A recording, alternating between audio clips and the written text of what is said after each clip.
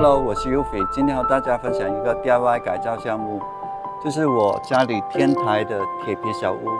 由于年久失修，已经生锈很严重，现在我要让它焕然一新，变成一个温馨的角落。这个铁皮屋已经风吹日晒了很多年，表面锈迹斑斑。第一步，我需要去除这些铁锈。这是翻新改造最基础也是最累的一个步骤。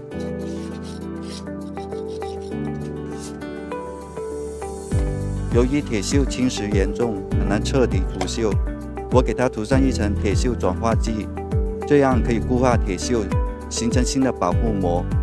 待干透后，铁门粗糙的表面变得光滑。第二步是涂上油漆，不仅为了美观，还能防止再生锈。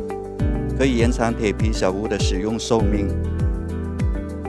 关于油漆的颜色，我纠结了很久，最终选择了白灰的搭配，墙体白色，门窗灰色，都是比较淡雅、简约的颜色，希望效果不会太差。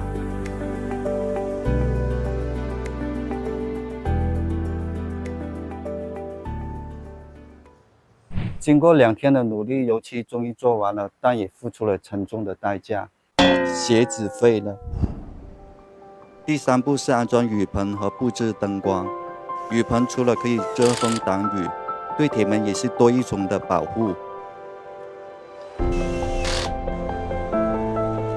接下来是灯具，灯光对于氛围感的营造太重要了。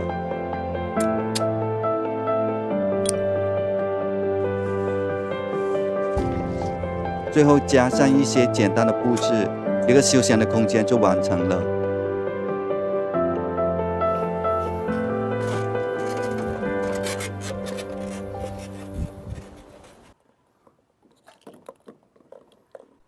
这个天台从锈迹斑斑到焕然一新，最终成为我们家人可以一起放松休闲的地方。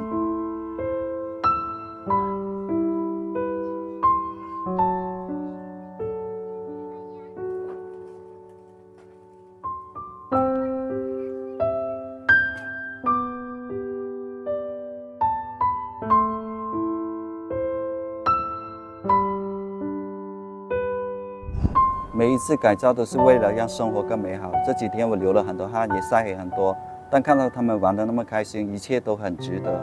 喜欢我的视频，记得点赞、关注和转发，这对我有很大的帮助。我们下期见，拜拜。